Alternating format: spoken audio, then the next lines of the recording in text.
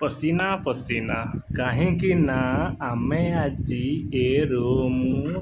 पंजाब रे रोथिलु जनक भड़ा घरे आज आम ए रूम छाड़ी जाऊचु देखंतु ये थिला हमर पुराना रूम ये थिला डाइनिंग हॉल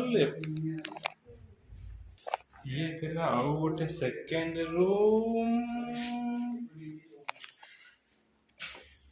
এইটা ଥିଲା ଆମର କିଚେନ୍ ରୁମ୍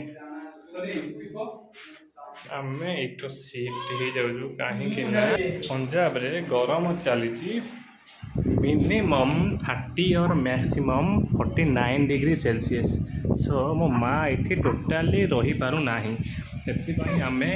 ଯାଉଛୁ ନୂଆ ବିଲ୍ଡିଂକୁ ସେଠି ପୁଣି ପହଞ୍ଚିଲେ ଆମେ ଆଗକୁ ଦେଖିବା